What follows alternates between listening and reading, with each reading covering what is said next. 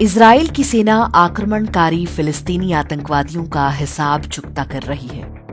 Gaza city पर बम बरस रहे हैं। हमारे देश में बहुत सारे लोग हैं जो मानते हैं कि फिलिस्तीनियों पर बड़ा अत्याचार हो रहा है।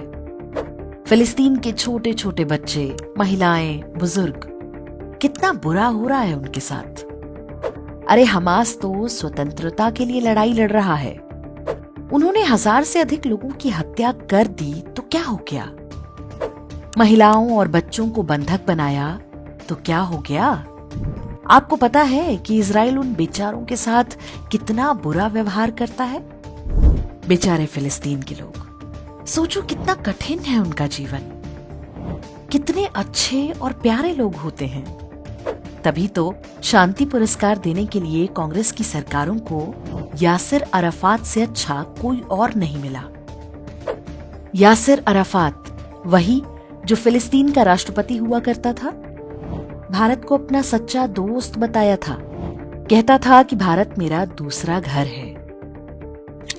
वर्ष 2008 में मनमोहन सिंह ने दिल्ली में फिलिस्तीन का दूतावास हमारे आपके टैक्स के पैसे से बनवा दिया था। फिलिस्तीन के लोग इतने प्यारे कि भारत की सरकारें चाहे कितनी भी दोस्ती निभाएं, कश्मीर के मुद्दे पर वो हमेशा पाकिस्तान का साथ देते हैं। कारण तो आपको पता ही होगा, हम तो काफिर हैं ना, वाजिबुल कत्ल हैं। हमारा कत्ल करना उनकी आसमानी किताब का हुक्म है। फिलिस्तीन के लोग कितने अच्छे होते हैं, इसके लिए आपको डेनमार्क की कहानी सुनाते हैं। ये कहानी है वर्ष 1992 की। डेनमार्क की सरकार ने तय किया कि फिलिस्तीन से भगाए गए 321 शरणार्थियों को वो अपने देश में बसाएगा। बेचारे इतनी लुटी पिटी हालत में डेनमार्क पहुंचे थे कि सबको उन पर दया आ गई। पहली बार हुआ कि डेनमार्क की संसद ने विशेष कानून बनाकर 321 फिलिस्तीनी शरणार्थियों को डेनमार्क की नागरिकता दे दी। तो उन 321 लोगों ने डेनमार्क की सरकार और जनता का बहुत धन्यवाद किया होगा। आप बेघर हों और कोई आपको रहने के लिए घर दे दे तो इससे बड़ा उपकार क्या होगा भला? उन 321 फिलिस्तीनी शरणार्थियों ने तो जीवन भर उस एहसान का बदला चुकाया होगा। वर्ष 2019 में डेनमार्क की एक संस्था ने इन 321 फिलिस्तीनियों का पूरा डेटा निकलवाया और जो बातें पता चली सुनकर आपके होश उड़ जाएंगे। डेनमार्क में शरण पाने वाले 321 लोगों में से 204 गंभीर अपराधों जैसे कि हत्या, बलात्कार और डकैती में पकड़े गए।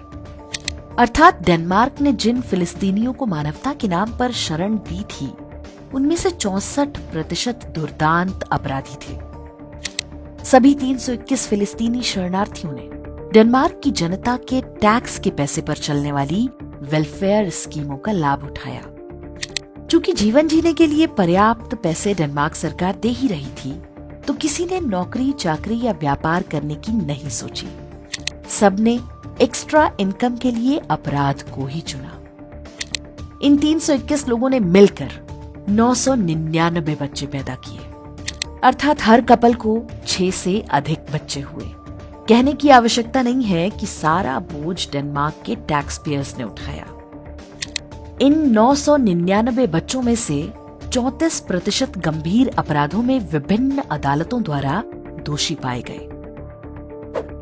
वर्ष 2011 में फिलिस्तीनी बच्चों का IQ टेस्ट कराया गया। 6 से 11 वर्ष आयु के 257 बच्चों के सैंपल पर टेस्ट हुआ। औसत रहा 85, यानी औसत से बहुत कम। अब कम IQ होना इतनी बड़ी समस्या नहीं है, लेकिन कम बुद्धि वाले इन लोगों को कोई जन्नत और 72 हूरों के सपने दिखा दे तो निश्चित ही समस्या गंभीर हो जाती है।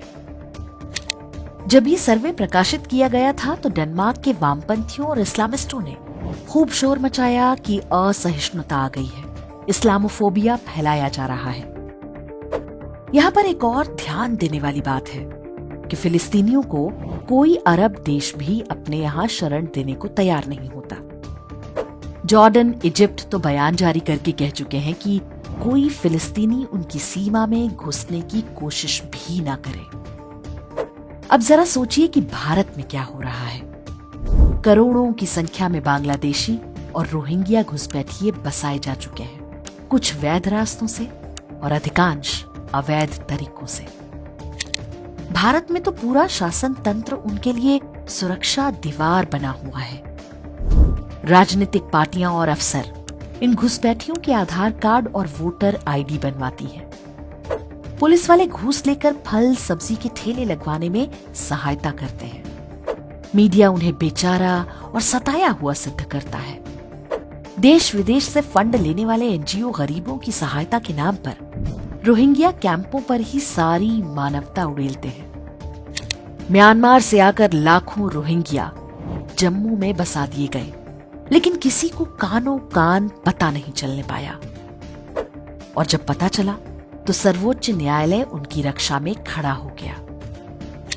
दिल्ली समेत देश भर में आज अपराध की जो घटनाएं अखबारों में छपती हैं, उनमें से बड़ी संख्या इन्हीं बांग्लादेशियों और रोहिंग्याओं द्वारा होती है।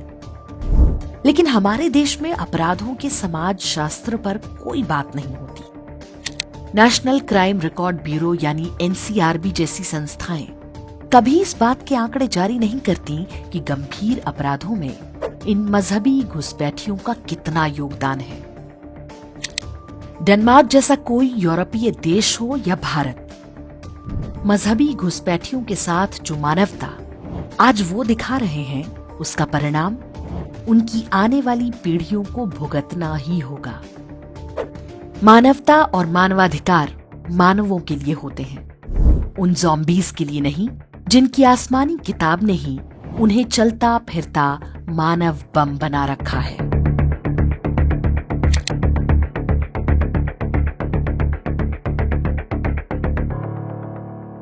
इंडेक्स ऑनलाइन के वीडियो समाज को समर्पित हैं। आप इनको डाउनलोड करके जैसे चाहे वैसे प्रयोग कर सकते हैं। चाहे तो आप हमारे टेलीग्राम चैनल से जुड़ सकते हैं, वहां सारे नए पुराने वीडियो आपको मिल जाएंगे। हमारे सोशल मीडिया लिंक हर वीडियो के डिस्क्रिप्शन में होते हैं। हमारा एकमात्र उद्देश्य हिंदू समाज को जागृत और एकजुट करना है। इसमें सहभागी बने। धन्यवाद।